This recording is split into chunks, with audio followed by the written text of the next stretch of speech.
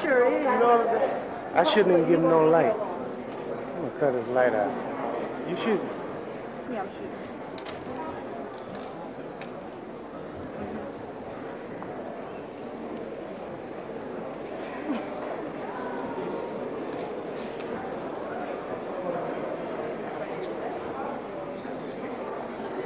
Well, he also. Did you see that?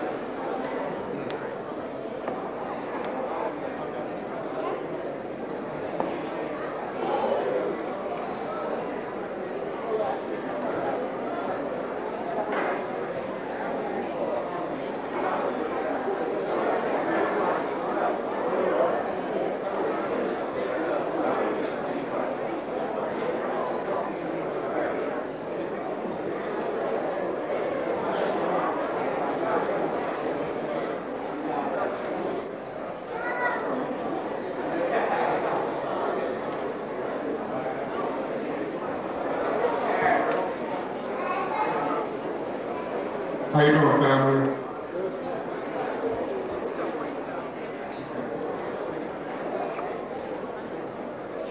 If you have a seat next to you that's vacant, would you please raise your hand? Okay, students in the back, can you see the raised hands? You can walk towards the raised hands and have a seat.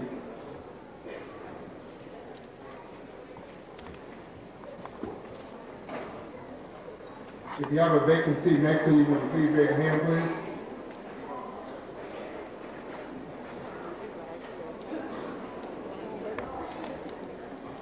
Give us a few more minutes, family. We just about there.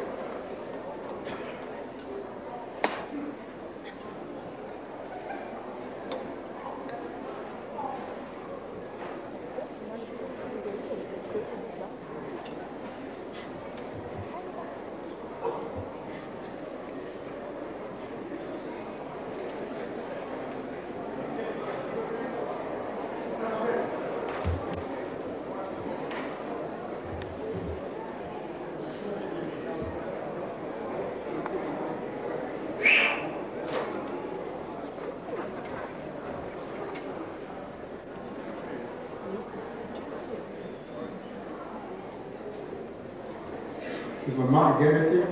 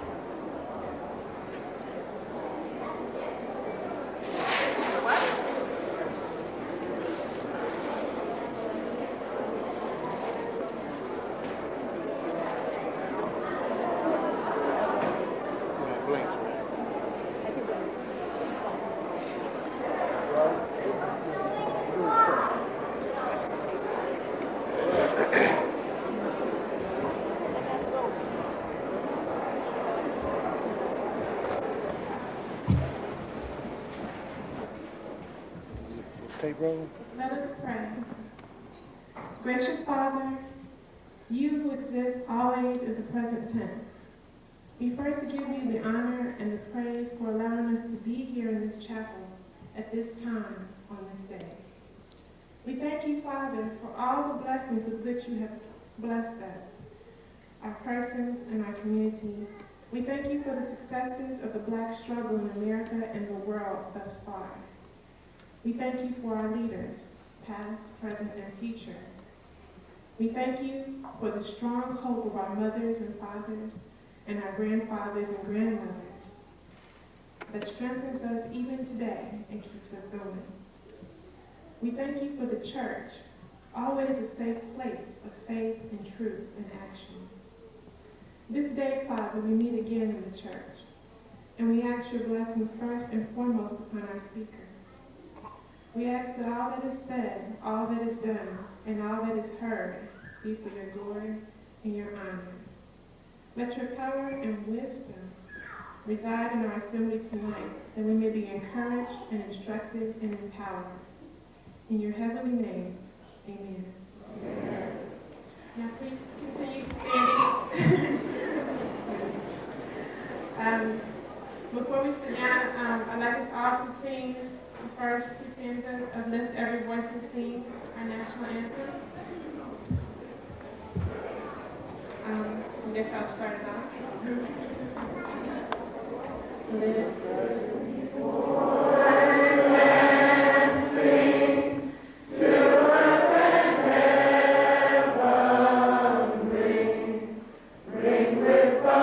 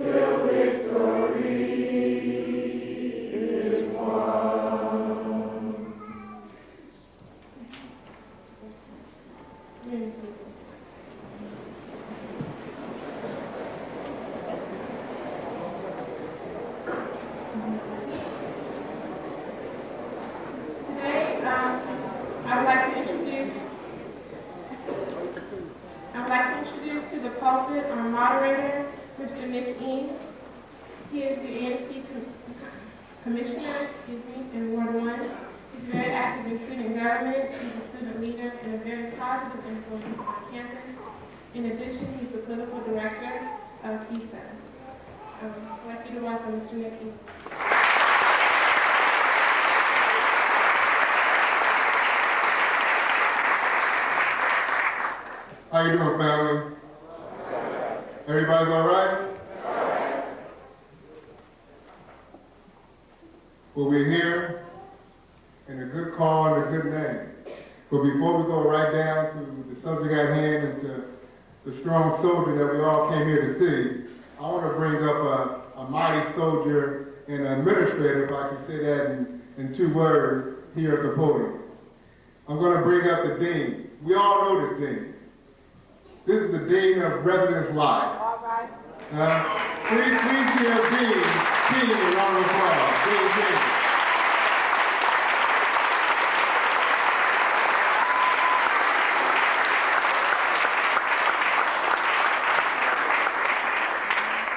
I'm really honored to have been asked by President Hutto to come and give a very, very brief remarks. I was a student at Howard in the early to mid-'60s, and I was a very busy student. And I recall there being a speaker that came to campus, and just to eliminate that suspense, not the speaker tonight, he was over here. And I was too busy to go. And I heard this particular speaker's name, and I thought he was a little crazy, so I figured, I'm too busy, and I get a chance another time to see him. Well, I'm really pleased that those of you tonight were not too busy with other things that I'm sure are important to you to do tonight, to come to see another great man. The man that I missed seeing on campus that night was Malcolm X. And I never got a chance to meet him. So I congratulate you for your wisdom. I brought to Brother Kwame tonight, I've already given it to him. I'm a pack rat of sorts and don't throw anything away. And I brought a 20-year-old poster for African Liberation Day.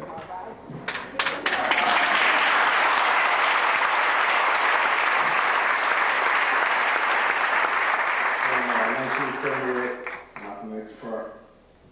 And I wanted to present this copy to President Hudson.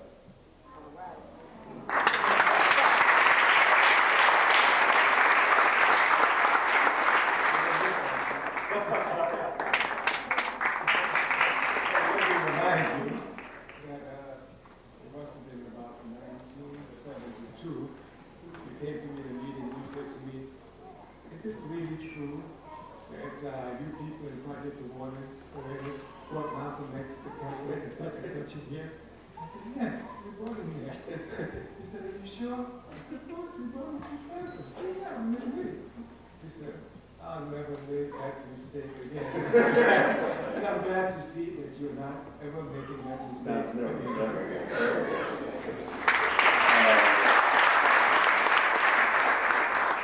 Several of our compatriots from back in the day are here tonight, and it's been quite a reunion.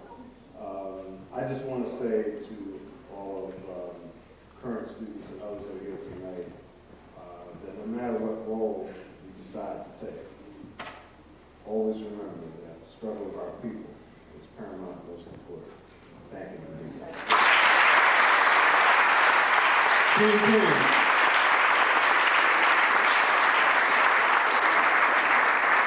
There's two deans everybody loves here at Howard. One of them is Dean King, and the other one is Dean Arthur. He's in the back.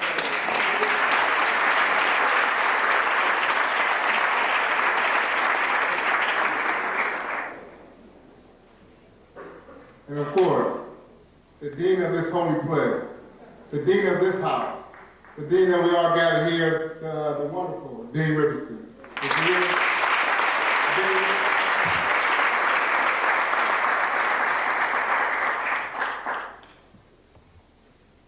I want to introduce the great student leaders here at Howard University, just a sampling of what we have here today. I'm going to start on the stage. If I missed anyone, I know I have. I see quite a few of us, or quite a few of y'all in the audience right now. We'll get to everybody a little later. I want to introduce, for a brief introduction, Mr. Neville Welch.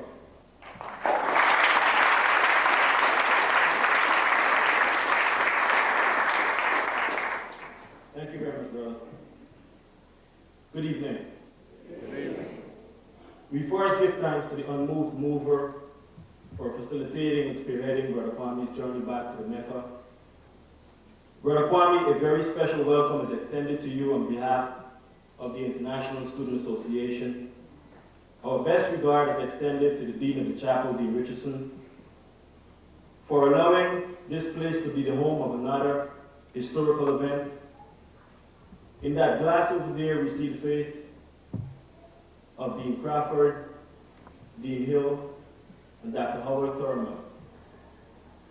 My brother, Kwame, you've earned your place among the immortals, in our hearts, and among the men and women who have taught us that man cannot live by bread alone.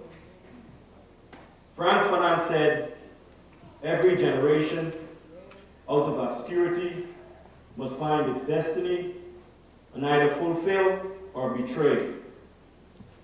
Brother Kwame, your physical presence here tonight is a constant reminder that we have come a very, very long way. But we have a far, far, far, far, far, far way to go. You remind us that we were not sent here at this institution to get a Mercedes-Benz, to get a BMW,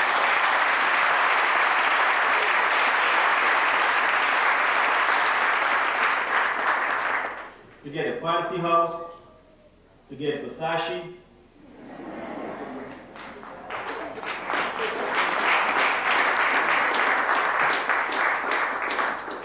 The unmoved mover is not interested in what degree we got while we were here or what our GPA was and all the other stuff that we were told are important. Who am I? What style did I make of the life that was granted to me? In essence, what is my lifestyle? Our Thurman would have said we should live our life in such a way that when God looked at us, he would never repent he made us. Brother Kwame, your presence here reminds us that we have to carry our cross, not the ones that we wear around our neck. We must walk the road of suffering and self-denial, the Jericho road.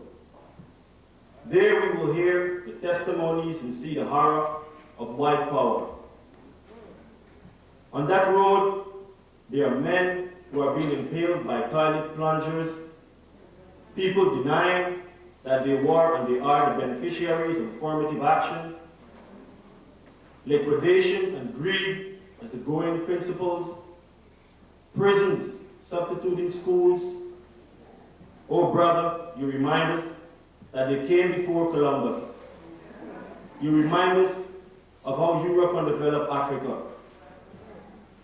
My brothers and sisters, we give thanks to the unmoved mover again for bringing our brother back home to the Mecca. We are thankful for all that you've contributed toward our mental liberation and black upliftment and emancipation. My brothers and sisters, please join me in welcoming Brother Kwame back home. Welcome home.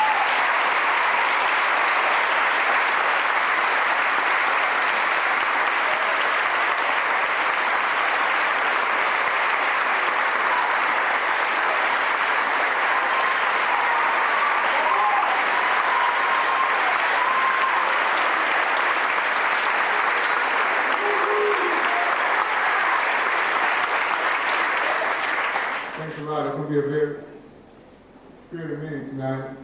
I want to introduce one organization. Everybody knows this organization. Everybody loves this organization. Everybody has benefited in some way, somehow, from this organization here on the Howard University campus. I want to introduce two representatives. I know there's many. I see a lot in the audience. I want to introduce some representatives from the campus pals, ladies and gentlemen.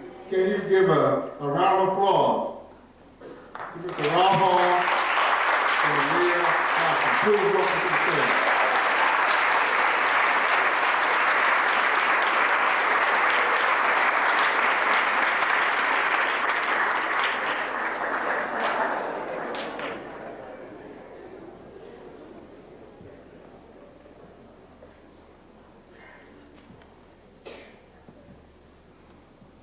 Good evening, ladies and gentlemen. My name is Robert Hall. We are both campus pals, this is true.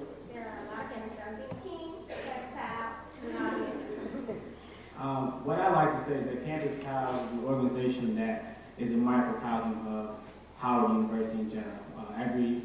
Every school on the campus is represented. All walks of life, from East Coast to West Coast, is represented by Campus Pals. As Howard University is a microcosm of people of African descent worldwide.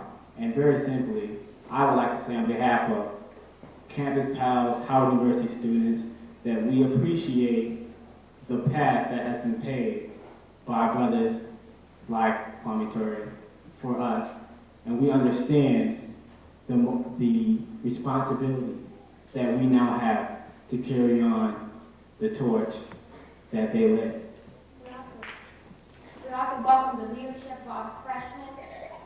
Campus Pals, as you know, we're an organization that starts with helping the freshmen. So all the freshmen who are here tonight, we welcome you all to leadership and applaud you for being here tonight because a lot of people are not. And we're going to leave it at that and want to say welcome Brother Montoya on behalf of Campus Pals. Thank you.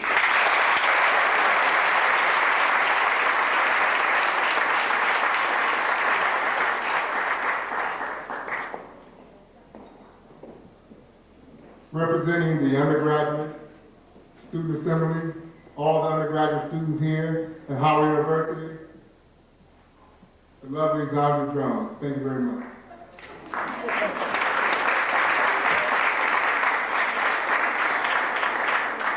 Good evening.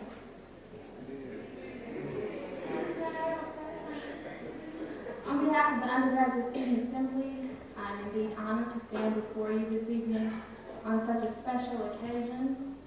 I have the distinct pleasure of bringing greetings and welcomes, and in doing so, I'm not only welcoming home a brother who has gone before us, but I am welcoming all of you here to very special groups, to very special parties. First, in welcoming Mr. Kwame Ture, I didn't really know what to say, y'all. I was like, I mean, what do you say to welcome a man who is actually a part of history himself?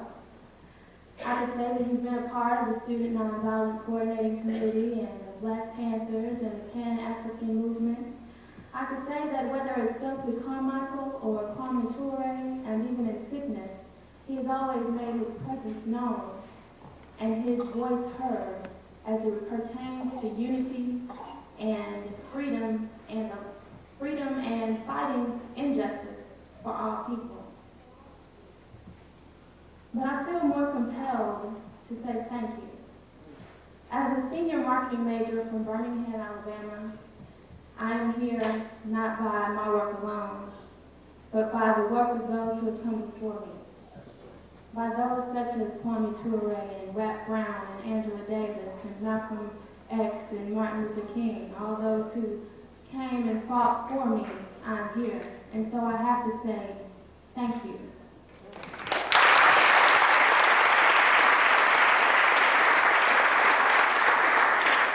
Thank you, Mr. Ture, for having been an inspiration and an example for all those who seek justice, for all people, for those who seek truth, for those who seek to find the universal one love, and who see that the whole can do so much more than the individual parts. And it is with this in mind that I welcome you, the second group of special people, the Howard University community.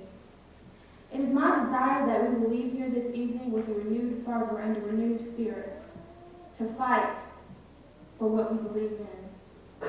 It is my desire that if we leave here with only one thing learned from our wise teacher, that it is anything worth having is worth fighting for. And it is because of these people that we no longer have to fight only with our fists, but we can fight with our minds, with our pocketbooks, with our dollars, in the boardrooms, in the classrooms, in the back rooms. Ladies and gentlemen, I encourage you to take all that is being given to you tonight. You can do what I do. I listen to what's being said. I use what I can use and discard what I can't. Take it all in. Make no mistake. As Dean King said, you are not here by accident. Take advantage of it for all it is worth. Thank you for supporting the Student Association program, and God bless.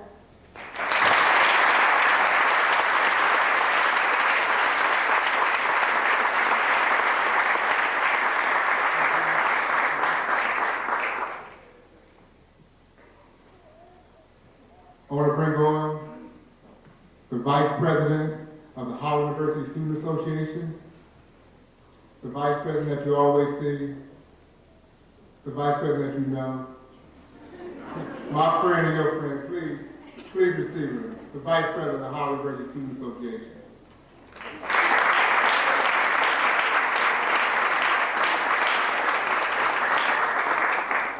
Good evening, everybody. I really asked not to be brought up today. See how much pull I have around here. I just wanted to welcome you all and and thank you for coming out to support yet another Nation Time program. When we ran our campaign last year, we ran on Nation Time, and everybody asked us what Nation Time meant. And Nation Time is about bringing a community of people together, not only the Howard community, but the DC community and the Black community as a whole. And as you can see tonight, this is exactly what we've done. So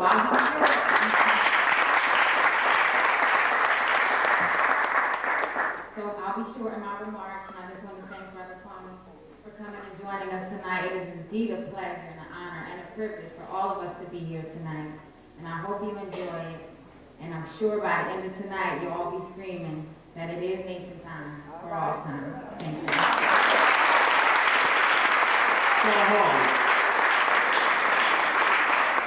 Is Mrs. Karen Spellman in the audience? Karen Spellman, would you please join us on stage, please?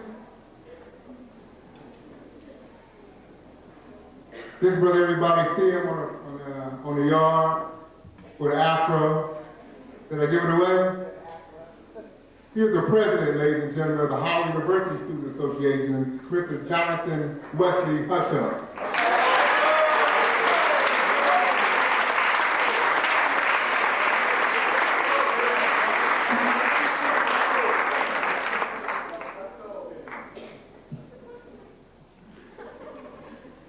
First and foremost, I must give all honor and praise to God for being good enough to allow us to be present at this place at this time. Good evening. On behalf of the student body here at Howard, we would like to thank all the students and administrators who helped to make this program a success. I must stress Dr. Steve Favors, Vice President of Student Affairs, if he is here, Dean Archer, Dean King. I must also stress Attorney Donald Temple, if he's in the house, raise your hand.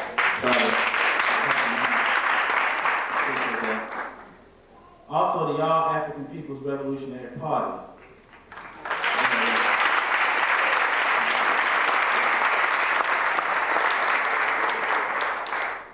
Especially Dr. John Trumbull, Kamau Benjamin, Brother Bimboshi Shango, and Masani Bidiako, who helped facilitate Kwame's presence here tonight and help us to contact many of you who are here.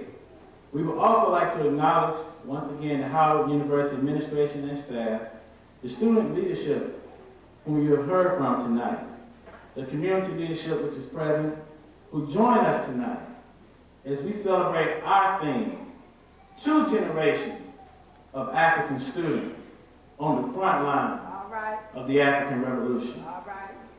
I've been assigned the task and have the honor to introduce Brother Kwame Ture, whom most of you already know for more years than I've been born.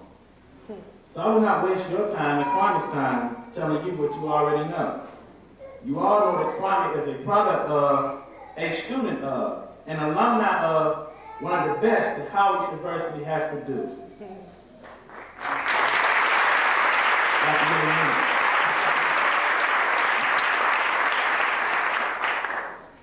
We do not suggest here that the development of this great man is limited to or solely subscribed to Howard.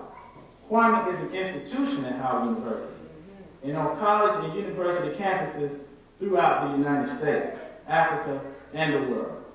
He is an example and inspiration to at least 2 generations of African students worldwide who are continuously on the front lines and serve as the vanguard of the African struggle and worldwide revolution. His contributions are many, including his work as an organizer with the Nonviolent Action Group, the Student Nonviolent Coordinating Committee, the Mississippi Freedom Democratic Party, that's right, after that. One of the chairmen here was the chairman of our Advisory Neighborhood Commission. I'm looking for Brother Lawrence Gill. Please say Lawrence Gill.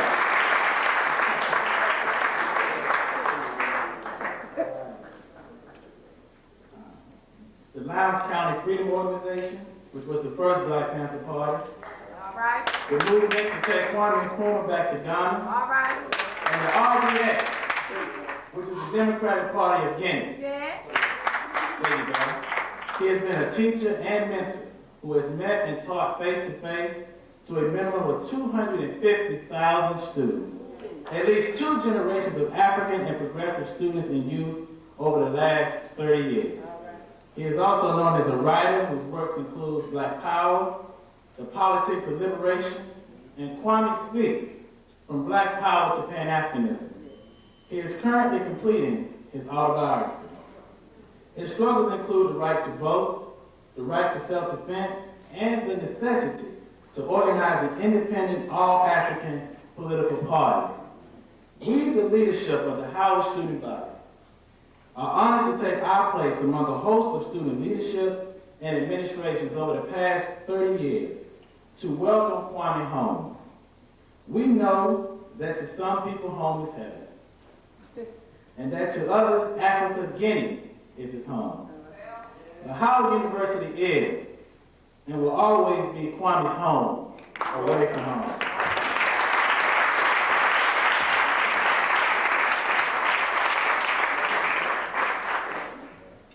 We are honored to make this presentation as a token of our respect, thanks, and love for Brother Kwame Ture. You see him having a little crown here at the podium. So I want to make this presentation. I want to give Brother Kwame a big Howard shirt.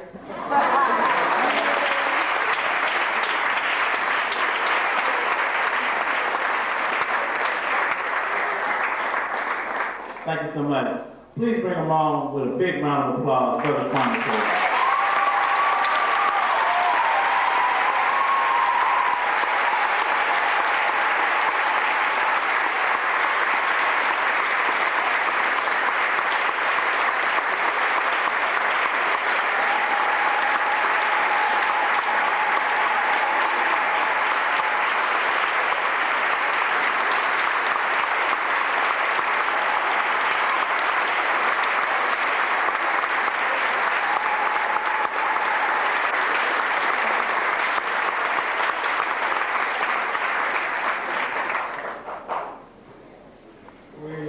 Thank you from the bottom of our hearts. We know that through our life experience, that when you work for the people will never forsake you. So we are never worried about our conditions. We know that no matter what conditions we find ourselves in, our people will take care of us. So we want to thank you for all the love you've demonstrated. We're honored to be here tonight. We want to thank all the student organizations, all of the deans, all of the different peoples involved in putting this together. Of course, as a student at Howard, I know what it takes, and I know the hard and serious work that's involved in it. So we want to thank you as one who knows the work that you have done. We want to thank so many, many brothers and sisters who we've seen in the audience that we haven't seen in years. And we're glad to see a very good cross-section of generations here tonight. We are very honored to be at Rankins Chapel, and Dean Richardson is only continuing a tradition that has to be continued. At my time, it was Dean Crawford. And one of the things about Rankins Chapel is that it was always open for meetings of this kind when other areas of the university was closed. So this tradition, of course, is a tradition which continues. It has to do with the very tradition of our people. Our people who have never seen religion as the opium of the masses. That, of course, coming directly out of the European culture. It being a fact that Europe has never produced any universal religion, all of them has entered from the outside. And as Michael Flack, the founder of the Ba'ath Party, properly points out, religion is alien to the character and history of Europe, end of quote.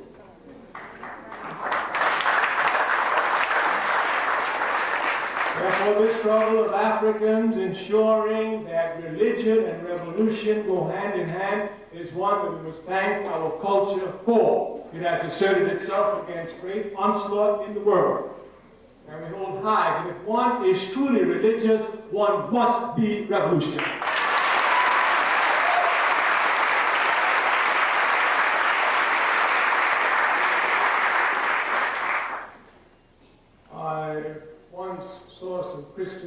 Harlem on a Sunday morning, crossing over drug addicts to go to church. And I was outside talking to drug addicts. And they told me that I should come to church. And I told them that Jesus Christ, peace be upon his name, and missed the Sabbath day for a drug animal in a well. I think this church for a human being. So we are glad of this tradition. We want to make some remarks to you tonight along the topic which you have chosen, which is an excellent topic. But we want to do it in the African tradition. Malcolm X carried on the tradition, though we don't have the same format, by calling them fireside chats. Every once in a while you need a fireside chat. You know, sometimes some people do not understand the real essence of our struggle. The real essence of our struggle is eternal. That is to say, there's no time when you will struggle for the people and then after a while you sit back and relax and enjoy life. This is reactionary thinking of the worst order. Simply because the more you struggle, the more you know. And the more you know, the more you're able to do. And your people are going to need you to do until you die. Therefore, if you understand this, you prepare yourself for eternal struggle. We want to have a fireside chat, just open up some assumptions so we all understand what we're talking about. Some people may think that we're talking about you be a SNCC member, you wage a struggle in SNCC for a couple of years, and then after that you become a congressman and do nothing for the people.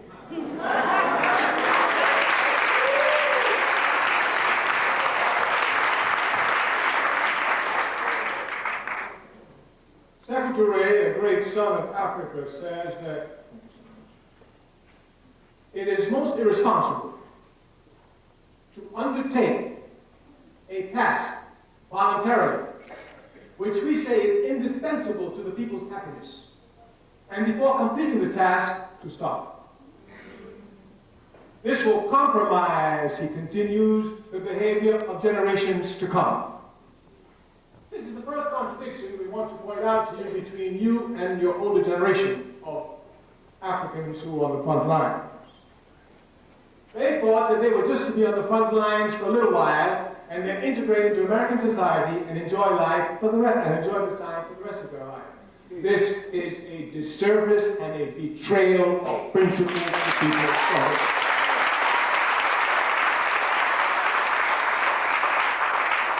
You must reject this path instinctively. I mean, you must instinctively reject it. The mistake to a path is the path of truth. A prerequisite for truth is consistency. We're not saying that everyone who's consistent is correct. No, you can be consistently incorrect. And we've seen that many times from many officials in the American government. All the time.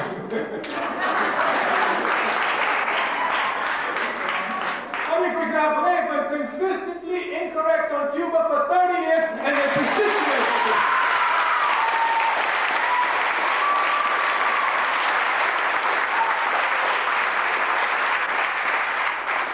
So you can be consistent, but this is incorrect. But before we pay attention to you, you must be consistent. Once you're inconsistent, there's no need to pay attention to you. If today you're in this camp, the next day you're in this camp, the next day in another camp, next time another camp, if your behavior is inconsistent, we know it cannot be correct. So just in order for us to look at you, if you are representing truth to us, you must be consistent, whether correctly or incorrectly. Therefore, those who have taken this path have been inconsistent. Therefore, they've taken the path of lies. Lies can never free our people. Only the truth will free our people. Only the truth. Therefore, this is one contradiction to look at. We do not come to praise. Your job as a younger generation coming is to assess properly what went on before you, to see what contributions you can make to advance the struggle, and what errors you must correct from the ones failing. This task must be properly understood, especially the task of correcting errors. The Chinese say, once you make a mistake, and you know it's a mistake. If you don't correct the mistake, you've made your second mistake. We are revolutionaries here, and mistakes are fatal. Therefore, we must correct them. We urge each of you to come and to look carefully at the errors they made. You must come to correct them. You must come to correct the errors, and you must come to improve upon the strategy to go forward. Now, we've already said from the very beginning that the struggle is eternal. Once you decide to struggle for your people, you better figure out, look at those Panthers who came out, said they wanted to fight for the people, and now they're doing all sorts of nonsense, everything other than fighting for the people. They've compromised generations of strugglers. These generations come to say, well, if they started to struggle, then maybe we should stop too. And then you know what they say? Drugs destroyed the Panthers. Drugs, the police destroyed the Panthers.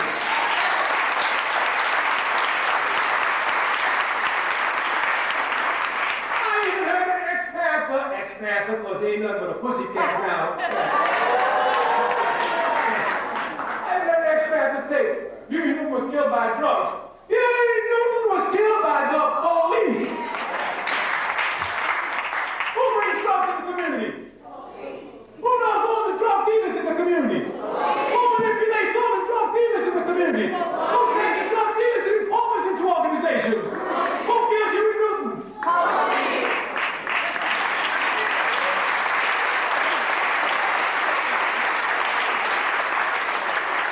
You must be careful in your analysis. Any analysis you make of oppressed people in every area of your life where you leave out the enemy will never give you a correct analysis. You will end up blaming the people. Every analysis you make, you must make of this enemy. This is what your generation before you did not do. Matter of fact, they were trying to make believe they had no enemies. And as soon as everything was over, they could sit down peacefully and work out things with those who were not really our enemies. An oppressed people must have an enemy. There's no such thing as an inferior people. We know that. There are things as oppressed people. And they're not oppressed by superior people. They are oppressed by people who are better organized than they are. The reason why the Ku Klux Klan terrorizes us is because they are organized. They have meetings every week. And the members go to the meetings every week. They discuss racist ideology. They ingrain it. They internalize it. And then they have programs for it. They even make uniforms and things like that. How many of us can say we go to meetings every week for the people? How many of us can say we make uniforms for the people's organizations? Africa is the richest continent on the face of the earth. Wherever you find the people on the continent or off the continent, they are the poorest people on the face of the earth. Some get confused as there's others in the generation who went before you. You must not. That great son of Africa, Kwame Nkrumah, said it correctly. Seek ye first the political kingdom. We must be politically organized, not economically organized. We have no economic problem. We are just politically not organized. This is our only problem.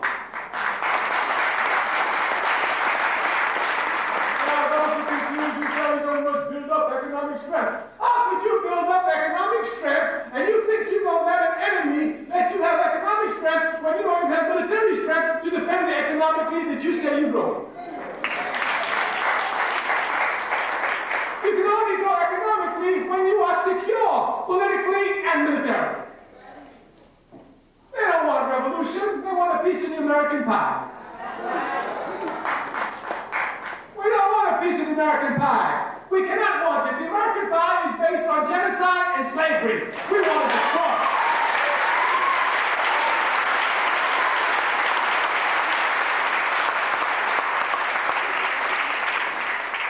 We say all the time, we're not poor.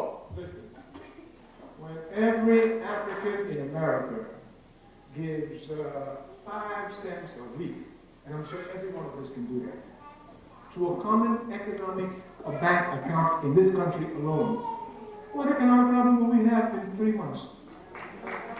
None. We are not politically organized. This is our problem, and this is the emphasis your generation must make. Your generation must come clear. Just look at the generation that came before you. Sometimes I'm amazed when young students come to me and say, "Oh, Brother Kwame, I sure wish we were back in the 60s. Back in the 60s. I don't want to go backwards, I don't want to go forward. They go back. Oh, in the 60s things were so great, literally, God was so organized. We were not organized in the 60s. We were mobilized. One must make a clear distinction between mobilization and organization, which we do not make. We organize, we mobilize in the masses now, we're good at that. Some years ago, with Dr. King's March in 1963, we had 300,000, the most they ever seen. They went and brought out some more, 700,000. Our sisters just brought out 1.5 million. They got a long way to go to catch up. We are massive, but we mobilize. When you mobilize, you come together for a specific issue over a temporary period of time. After that, everything disappears. Organization is permanent. Organization is permanent. You must come to make the difference between mobilization and organization. Dr. King was one of the greatest mobilizers that this country has seen in this century, but he was not an organizer. This is not in any way to discredit Dr. King. He did a great job. We admire and love him. But to advance the struggle, we must go beyond Dr. King's mobilization to organization. This is a crucial task.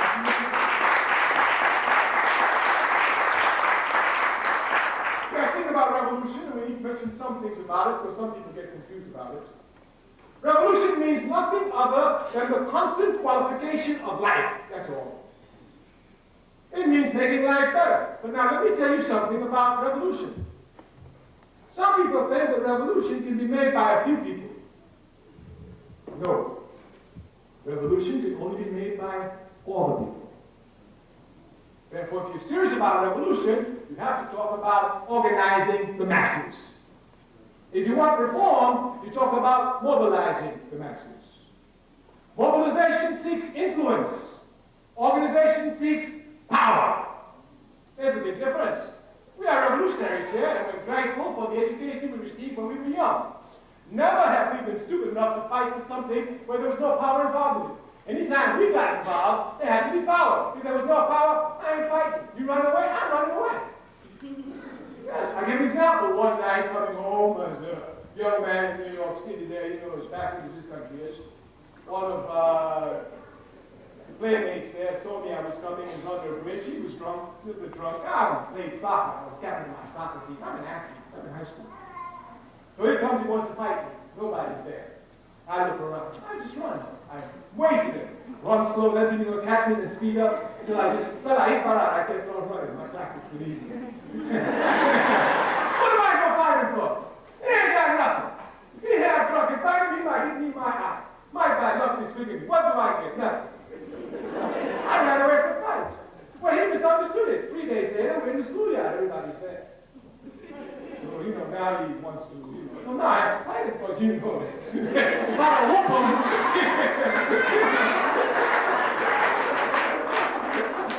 But if there's nothing to gain, I don't fight. You ain't got no power, I ain't got no fight with you. I don't fight for nothing. A lot of stupid people fight for nothing. A whole lot of them fight for nothing. He just pushed me, boy. I whooped him. Yeah, what'd you get out of it? I whooped him. He just bloody my eye a little bit. I whooped him. What'd you get? Nothing. Nothing. They fight for nothing all the time. And he said so-and-so to this woman, and I didn't like that. I'm going to go over there. What you going to get? We're revolutionaries. We fight for power. We do not fight for influence. We're not seeking to influence him. We are to destroy the capitalist system that can never produce anyone like you.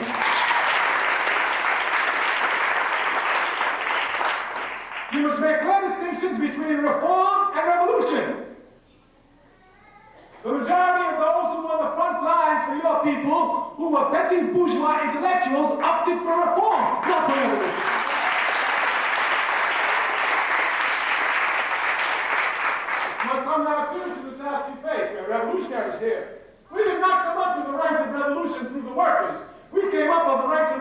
to the intelligentsia. We know them. And revolutions are made by three sectors of the society: the workers, the peasants, and the revolutionary intelligentsia, which comes from the intelligentsia, the intellectuals that we have. But we tell you, just as Africa has the most rotten, corrupted, and disgusted bourgeoisie, so too she has the most rotten and disgusted and corrupted intelligentsia. Our intellectual students are looking for nothing other than to make money and forget about their responsibility to serve the people.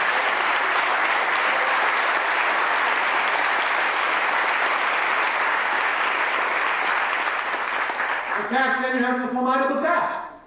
Even up to now, we cannot produce the talented tenth that Du Bois has been begging for, crying for, and praying for decades, almost a century now. We come from the most corrupt in our society.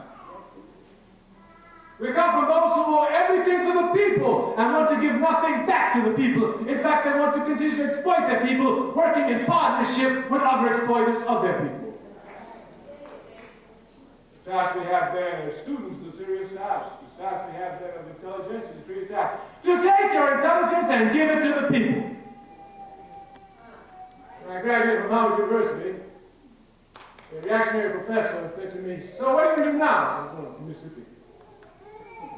"Where are you going with them stick people?" "I'm going with them stick people." "Full time?" "All the time." "Well, what you going to do with our family?" I said, "Well, the family I get will either sacrifice with me or keep getting on." "Well, what you going to do for eating?" "People in Mississippi eating. They ain't going to let me starve once I'm fighting for them." No, we started off by telling you, we're talking about experiences. When I was a young man working for Snake in Mississippi, they would put me in a house I wouldn't even know. 2 o'clock in the morning, people I wouldn't even know would come knock on the door. "Now they found the house, now they come and fight. Let's go." They put me in a truck, take me to some other house. I go to a house, the people there are peasants, they are poor sharecroppers. They ain't got nothing except one bed that's been passed on from generations to generations with their handy quilt. And they go 3 o'clock in the morning, bring me, I got my sleeping bag, and they're going to insist that I sleep in the bed. I tell them, "No, I got a sleeping bag, I'm better on the floor." No. One man said one night, "These young boys, what they think it is in these young girls coming down here, they think that they're ready to get their lives for us, and we ain't ready to get their lives for them. Who they think it is?" Yeah. I didn't know where I was. There's people who protect me, give their lives for me. Once you fight for the people will always fight to protect you. But your fight for the people must be honest. It must be dignified. It must be integrity. It must be without no compromise at all.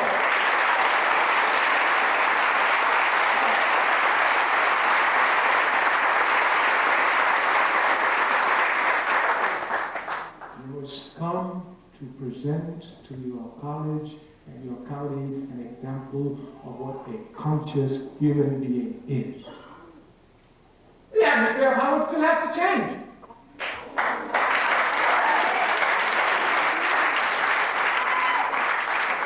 There is still too much frivolous activities on the campus.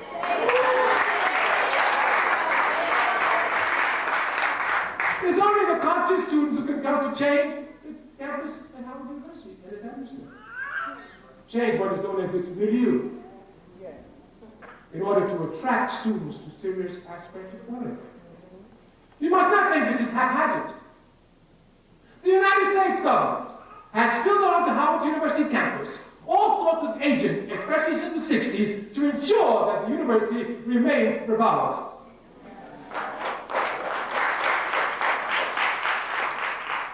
But all this is in vain. We shall win. As a matter of fact, we are winning. But the only way you can properly see that you're winning is when you take a revolutionary perspective, and a revolutionary perspective look at the masses of the people, not the corrupt leaders that you find everywhere, especially overwhelmingly in Africa. Look at the people. Look at this issue with the Gulf here that this stupid man is talking about. I mean, nothing but community punishment for one man. Listen to the filth of their press. Do you know what the press said when interviewing an ex-president? When you had a chance to kill Saddam Hussein, why did you kill him? Could you imagine that? You say you want to kill Saddam Hussein, and you kill babies to get Saddam Hussein. Who are you playing with? Not one Arab country supporting them, not one. It's not because those Arab puppets don't want to, they want to. But the pressure of the masses of the people is such that they cannot. You must look to the masses. All of those reactionary regimes want to support America, but they cannot. Because the consciousness of the people continues to grow and nothing can stop the rising consciousness of the masses. Absolutely nothing. As a matter of fact, his action is going to speed it up. When he attacks there, hatred for American imperialism will rise even more throughout the world.